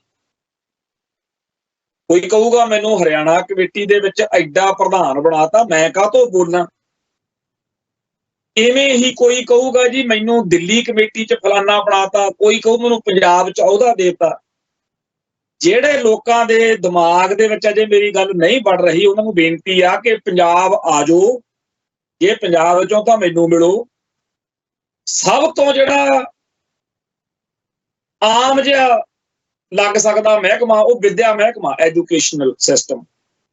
ਪੰਜਾਬ ਦੇ ਵਿੱਚ ਪ੍ਰਾਈਵੇਟ ਯੂਨੀਵਰਸਿਟੀਜ਼ ਜਿਹੜੀਆਂ ਨੇ ਜਾਂ ਹੋਰ ਬਹੁਤ ਸਾਰੇ ਇਹੋ ਜਿਹੇ ਵਿਦਿਅਕ ਅਦਾਰੇ ਨੇ ਜਿਨ੍ਹਾਂ ਬਾਰੇ ਆਮ ਬੰਦਾ ਸੋਚ ਹੀ ਨਹੀਂ ਸਕਦਾ। ਉਹਨਾਂ ਦੇ ਪ੍ਰਬੰਧਕ, ਉਹਨਾਂ ਦੇ ਅਹੁਦੇਦਾਰ, ਉਹਨਾਂ ਨੂੰ ਚਲਾਉਣ ਵਾਲੇ ਸ਼ਰੇਆਮ ਸਾਨੂੰ ਕਹਿ ਦਿੰਦੇ ਆ ਕਿ ਅਸੀਂ ਤੁਹਾਡੀ ਇੱਜ਼ਤ ਕਰਦੇ ਹਾਂ, ਤੁਸੀਂ ਪੰਥ ਦੀ ਚਿੰਤਾ ਕਰਦੇ ਹੋ, ਤੁਸੀਂ ਕੌਮ ਦਾ ਦਰਦ ਰੱਖਦੇ ਹੋ, ਪਰ ਸਾਡਾ ਬੀਜੇਪੀ ਨਾਲ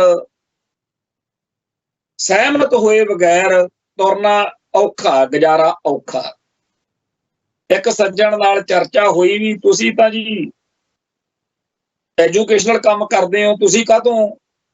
ਉਹ ਕਹਿੰਦਾ ਅਜੀਤ ਅਖਬਾਰ ਦਾ ਮਾਲਕ ਬਰਜਿੰਦਰ ਸਿੰਘ ਹਮਦਰਦ ਜੇ ਕਰਤਾਰਪੁਰ ਕੋਲ ਜਿਹੜੀ ਬਣੀ ਸੀ ਸ਼ਹੀਦੀ ਯਾਦਗਾਰ, ਕੋਈ ਯਾਦਗਾਰੇ ਸ਼ਹੀਦਾਂ, ਉਹਦੇ ਰੌਲੇ 'ਚ ਜਦੋਂ ਪੰਜਾਬ ਦੀ ਸਰਕਾਰ ਨੇ ਘੇਰਿਆ, ਉਹਨੇ ਬੀਜੇਪੀ ਦੇ ਰਾਹੀਂ ਆਪਦਾ ਮਸਲਾ ਹੱਲ ਕਰਾਇਆ। ਤੇ ਇਹ ਵੀ ਮੈਨੂੰ ਲੱਗਦਾ ਹੈ, ਉਹ ਕਹਿੰਦਾ ਕਿ ਆ ਜਿਹੜਾ ਮਜੀਠੀਆ, ਇਹਨੇ ਵੀ ਆਪਦੇ ਪਰਿਵਾਰ ਦੇ ਦਿੱਲੀ ਵਾਲੇ ਜਿਹੜੇ ਇਹਨਾਂ ਦੇ ਪਰਿਵਾਰ ਦੇ ਮੈਂਬਰ ਨੇ, ਫਾਦਰ ਵਗੈਰਾ, ਉਹਨਾਂ ਰਾਹੀਂ ਕੋਈ ਦਿੱਲੀ ਨਿਬੇੜਾ ਕੀਤਾ ਲੱਗਦਾ। ਜੇਕਰ ਅਖਬਾਰਾਂ ਵਾਲੇ ਸਿਆਸੀ ਲੀਡਰ ਉਹ ਇਧਰੋਂ ਉਧਰੋਂ ਭੱਜ ਕੇ ਬੀਜੇਪੀ ਦੇ ਨਾਲ ਮੇਲ ਮਿਲਾਪ ਕਰਕੇ ਆਪਦੇ ਉੱਲੂ ਸਿੱਧੇ ਕਰ ਰਹੇ ਨੇ, ਤੇ ਸਾਡੇ ਤਾਂ ਰੇਡਾਂ ਮਾਰ ਕੇ, ਸਾਡੇ 'ਚ ਨੁਕਸ ਕੱਢ ਕੇ ਸਾਡਾ ਤਾਂ ਸਿਸਟਮ ਜੀ ਬੰਦ ਕਰ ਦੇਣਗੇ, ਸਾਡੀ ਤਾਂ ਕਾਲਜ ਨੂੰ, ਯੂਨੀਵਰਸਿਟੀ ਨੂੰ ਖਤਮ ਕਰ ਦੇਣਗੇ। ਹੁਣ ਮੈਂ ਇਹ ਗੱਲ ਦੇਖੀ ਆ ਕਿ ਇੱਕ ਪੂਰਾ ਸਿਸਟਮ ਆ ਪੰਜਾਬ ਦੇ ਵਿੱਚ ਸਿੱਖਾਂ ਦੇ ਮਸਲੇ 'ਚ। ਪਹਿਲਾਂ ਕਿਸੇ ਸਿੱਖ ਨੂੰ ਜਾਂ ਕਿਸੇ ਸਿੱਖ ਅਦਾਰੇ ਨੂੰ ਜਾਂ ਸਿੱਖਾਂ ਵੱਲੋਂ ਚਲਾਏ ਕਿਸੇ ਕਾਰੋਬਾਰ ਨੂੰ ਟਾਰਗੇਟ ਕਰਦੇ ਆ, ਉਹਦਾ ਲੱਭਦੇ ਆ ਵੀ ਇਹਦੇ ਲਈ ਕੋਈ ਪ੍ਰੋਬਲਮ ਖੜੀ ਕਰੋ। ਮੰਨ ਲਓ ਮੈਂ ਆ, ਇਹਨੂੰ ਕਾਬੂ ਕਰਨਾ ਹੋਵੇ, ਪਹਿਲਾਂ ਕੋਈ ਇਹੋ ਜਿਹੀ ਪ੍ਰੋਬਲਮ ਖੜੀ ਹੋ ਜਾਏ ਜਿਹਦੇ ਚੋਂ ਮੈਂ ਬਚਣ ਲਈ ਜਾਂ ਮੇਰੇ ਘਰ ਦੇ ਜਾਂ ਮੈਨੂੰ ਚਾਹਣ ਵਾਲੇ ਭੱਜ ਦੌੜ ਕਰਨਗੇ ਕਿ ਫਸ ਗਿਆ, ਫਿਰ ਉਸ ਮੌਕੇ ਮੈਨੂੰ ਬਚਾ ਕੇ ਇੱਕ ਮੇਰੇ ਤੇ ਅਹਿਸਾਨ ਕਰਕੇ ਜਿਨ੍ਹਾਂ ਨੇ ਸਮੱਸਿਆ ਖੜੀ ਕੀਤੀ ਸੀ, ਉਹੀ ਬੰਦੇ ਸਦਾ ਲਈ ਮੈਨੂੰ ਕਹਿਣਗੇ ਕਿ ਤੁਸੀਂ ਦੇਖੋ ਜੀ ਅਹਿਸਾਨਮੰਦ ਹੋਵੋ ਸਾਡੇ। ਇਸ ਤਰੀਕੇ ਨਾਲ ਜਾਂ ਹੋਰ ਕਈ ਢੰਗ ਤਰੀਕਿਆਂ ਨਾਲ ਸਾਡੀ ਕੌਮ ਦੇ ਵੱਡੇ ਅਹੁਦਿਆਂ ਨੂੰ, ਅਹੁਦੇਦਾਰਾਂ ਨੂੰ ਕਲੰਕਿਤ ਕਰਕੇ, ਕਾਣੇ ਕਰਕੇ ਇੱਕੋ ਗੱਲ ਬਣਾਈ ਜਾ ਰਹੀ ਆ ਵੀ ਜਦੋਂ ਹਿੰਦੂਇਜ਼ਮ ਦਾ ਸਿੱਖ ਇਜ਼ਮ ਉੱਤੇ ਅਟੈਕ ਆ ਤਾਂ ਉਸ ਮੌਕੇ ਇਹ ਬੋਲਣ, ਤੇ ਬਹੁਤ ਵੱਡੀ ਗਿਣਤੀ ਵਿੱਚ ਲੋਕ ਬੋਲਣੋਂ ਹਟ ਰਹੇ। ਇਸ ਮਾਹੌਲ ਦੇ ਵਿੱਚ ਬਾਦਲਾਂ ਦੇ ਸਤਾਏ ਹੋਏ ਸਾਰੇ ਜਿਹੜੇ ਧੜੇ ਨੇ, ਧਾਰਮਿਕ, ਸਿਆਸੀ, ਰਾਜਨੀਤਿਕ, ਉਹ ਆਪੋ ਆਪਣੇ ਕਾਰਨਾਂ ਕਰਕੇ ਉਹ ਬੀਜੇਪੀ ਵੱਲ ਇੱਕ ਆਸ ਭਰੀ ਨਜ਼ਰ ਨਾਲ ਦੇਖਦੇ ਆ ਵੀ ਜੇ ਅਸੀਂ ਬਾਦਲ ਕਿਆ ਤੋਂ ਖਹਿੜਾ ਛਡਾਉਣਾ ਹੈ ਤਾਂ ਅਸੀਂ ਬੀਜੇਪੀ ਦੇ ਗੁੱਡ ਬੁੱਕ 'ਚ ਆ ਜੀ। ਹੁਣ ਜਿਹੜੀ ਬਾਦਲ ਦਲ ਨੇ, ਬਾਦਲ ਪਰਿਵਾਰ ਨੇ ਕੌਮ ਨਾਲ ਕੀਤਾ, ਉਹ ਤਾਂ ਆਪਦੀ ਥਾਂ ਤੇ ਹੈ, ਪਰ ਇਹ ਗੱਲ ਸਾਡੇ ਸਾਰਿਆਂ ਦੇ ਸਾਹਮਣੇ ਵਾਪਰ ਰਹੀ ਆ ਕਿ ਜਦੋਂ ਆਹ ਗਾਹਾਂ ਗੱਲ ਅੱਗੇ ਤੁਰਨੀ ਆ, ਬੇਸ਼ੱਕ ਅਕਾਲ ਤਖਤ ਸਾਹਿਬ ਵਾਲੀ 5 ਮੈਂਬਰੀ ਜਿਹੜੀ ਟੀਮ ਹੈ ਉਹ ਬੜੇ ਧੜੱਲੇ ਨਾਲ ਭਰਤੀ ਕਰ ਰਹੀ ਆ ਤੇ ਇੱਕ ਅਕਾਲੀ ਦਲ ਹੋਂਦ ਵਿੱਚ ਆ ਰਿਹਾ, ਪਰ ਦੂਜੇ ਪਾਸੇ ਸਰਦਾਰ ਸੁਖਬੀਰ ਸਿੰਘ ਬਾਦਲ ਨੂੰ ਪ੍ਰਧਾਨ ਬਣਾਉਣ ਵਾਲਾ, ਬੈਂਸ ਹੋਣਾ ਵਾਲਾ, ਭੂੰਦੜ ਹੋਣਾ ਵਾਲਾ, ਚੀਮੇ ਹੋਣਾ ਵਾਲਾ, ਗਰੇਵਾਲ ਹੋਣਾ ਵਾਲਾ ਤੇ ਹੋਰ ਕਈਆਂ ਵਾਲਾ ਇੱਕ ਅਕਾਲੀ ਦਲ, ਉਹ ਵੀ ਬਣਿਆ ਪਿਆ ਜਾਂ ਬਣਨ ਜਾ ਰਿਹਾ, ਬਣਿਆ ਹੀ ਪਿਆ। ਉਹਨੂੰ ਜਦੋਂ ਮਰਜ਼ੀ ਕਹਿ ਦੇਣ ਵੀ ਇਹਦਾ ਸੁਖਬੀਰ ਬਾਦਲ ਪ੍ਰਧਾਨ ਆ। ਇਹ ਜਿਹੜਾ ਸੁਖਬੀਰ ਵਾਲਾ ਅਕਾਲੀ ਦਲ ਆ, ਉਹਨੇ ਤਾਂ ਆਉਣ ਵਾਲੇ ਦਿਨਾਂ 'ਚ ਇਹ ਦਮ ਗੱਜੇ ਮਾਰਨੇ ਆ, ਪੱਟਾਂ ਤੇ ਥਾਪੀਆਂ ਮਾਰਨੀਆਂ ਨੇ ਕਿ ਅਸੀਂ ਬੀਜੇਪੀ ਦੇ ਉਲਟ ਲੜ ਰਹੇ ਲੋਕ ਆ। ਸਾਰੇ ਦੁਨੀਆ ਭਰ ਦੇ ਸਿੱਖੋ, ਬੀਜੇਪੀ ਨਾਲ ਸੰਬੰਧਿਤ ਸਿੱਖਾਂ ਨੂੰ ਵੋਟ ਪਾਉਣੀ ਆ ਕਿ ਸਾਨੂੰ ਵੋਟ ਪਾਉਣੀ? ਬੀਜੇਪੀ ਨਾਲ ਸੰਬੰਧਿਤ ਧਿਰਾਂ ਨਾਲ ਖੜਨਾ ਹੈ ਕਿ ਸਾਡੇ ਨਾਲ ਖੜਨਾ? ਉਸ ਮੌਕੇ ਸਾਡੇ ਭਾਈਚਾਰੇ ਨੂੰ ਬੜੀ ਵਿਪਤਾ ਪੈਣੀ ਆ, ਸੰਕਟ ਖੜਾ ਹੋਣਾ, ਮਾਨਸਿਕ ਤੌਰ ਤੇ ਬੜੀ ਪ੍ਰੋਬਲਮ ਆਉਣੀ ਆ, ਦੁਬਿਧਾ ਪੈਣੀ ਆ ਕਿ ਕੀ ਕਰੀਏ।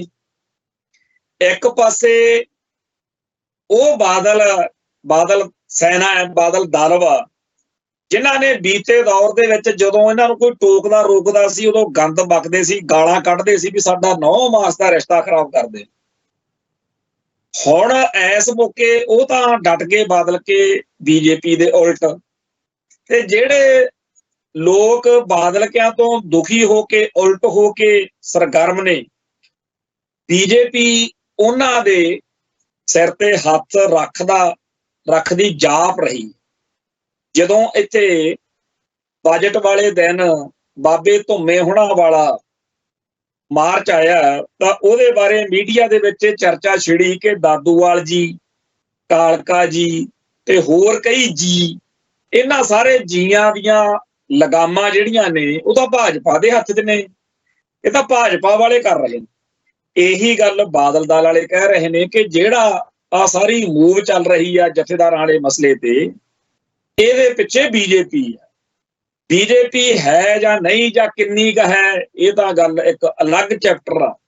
ਪਰ ਬਾਦਲਕਿਆਂ ਨੇ ਆਪਦੇ ਆਪ ਨੂੰ ਕੌਮ ਪ੍ਰਸਤ ਤੇ ਪੰਥ ਪ੍ਰਸਤ ਦਰਸਾਉਣਾ ਸ਼ੁਰੂ ਕੀਤਾ ਹੋਇਆ ਤੇ ਬਾਕੀਆਂ ਨੂੰ ਬੀਜੇਪੀ ਦੇ ਏਜੰਟ। ਇਹੀ ਕੁਛ 1980 ਦੇ ਦਹਾਕੇ ਵਿੱਚ ਹੋਇਆ ਸੀ, ਜਦੋਂ ਸੰਤ ਭਿੰਡਰਾਂ ਵਾਲਿਆਂ ਨੂੰ ਕਾਂਗਰਸ ਦੇ ਏਜੰਟ ਦਰਸਾਤਾ ਸੀ ਬਾਦਲਕਿਆਂ ਨੇ, ਆਪ ਉਹ ਬਣ ਗਏ ਸੀ ਕੌਮ ਪ੍ਰਸਤ ਪੰਥ ਪ੍ਰਸਤ। ਇਸ ਤਰੀਕੇ ਨਾਲ ਅਸੀਂ ਜਿਹੜੇ ਮਾਹੌਲ ਵਿੱਚ ਅਗਲੇ ਦਿਨਾਂ 'ਚ ਜਾ ਕੇ ਡਿੱਗਣਾ ਫਸਣਾ, ਉਹਦੇ ਲਈ ਪੈਰ ਦੇ ਉੱਤੇ ਅਗਲੇ ਤੁਹਾਨੂੰ ਘੇਰ ਰਹੇ ਨੇ, ਤੁਹਾਡੀ ਕੌਮ ਦੇ ਆਲੇ ਦੁਆਲੇ ਸਿਧਾਂਤਕ ਘੇਰਾਬੰਦੀ ਕਰ ਰਹੇ ਨੇ।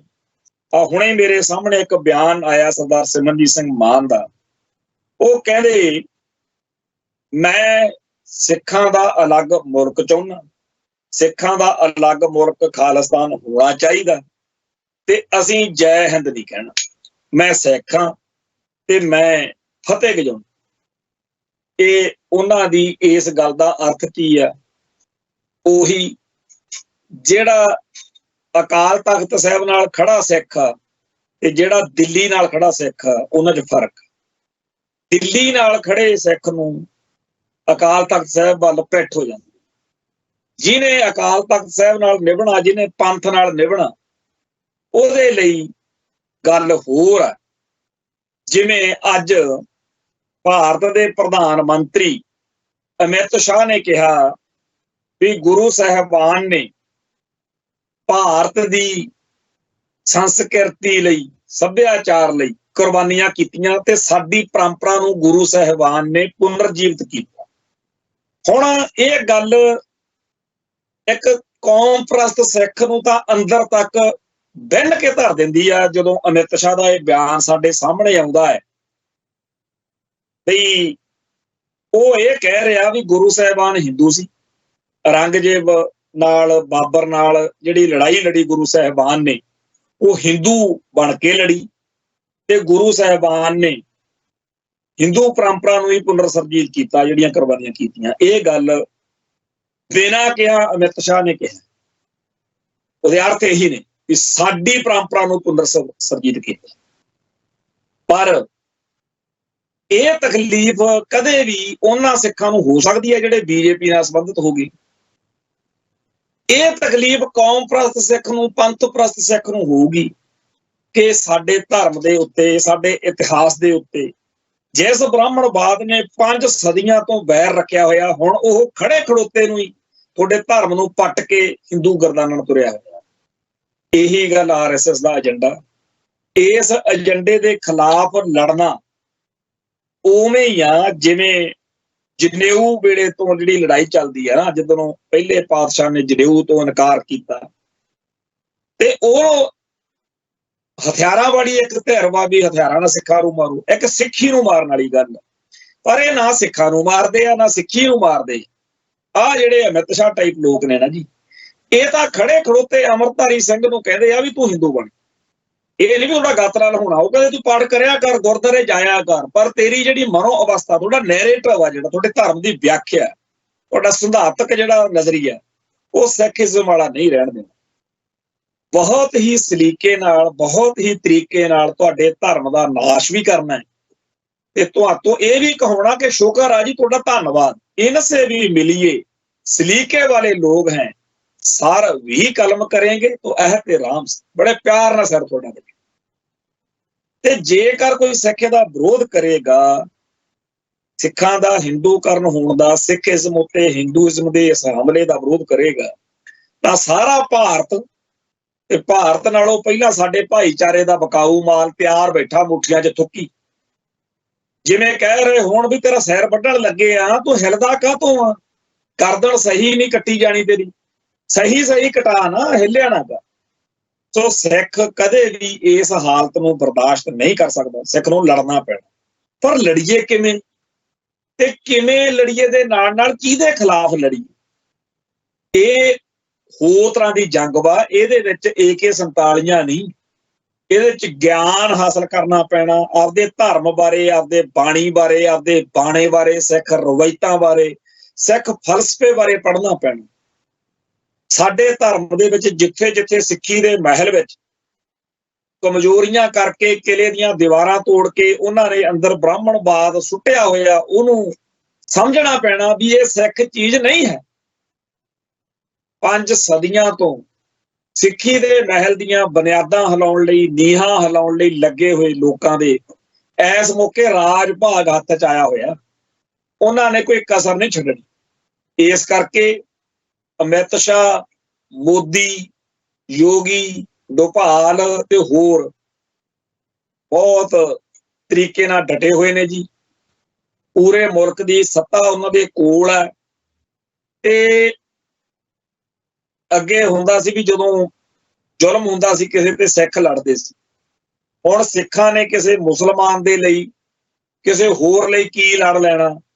सिख आप दा कुछ बचा लैण इस माहौल च, बहुत वड्डी गल।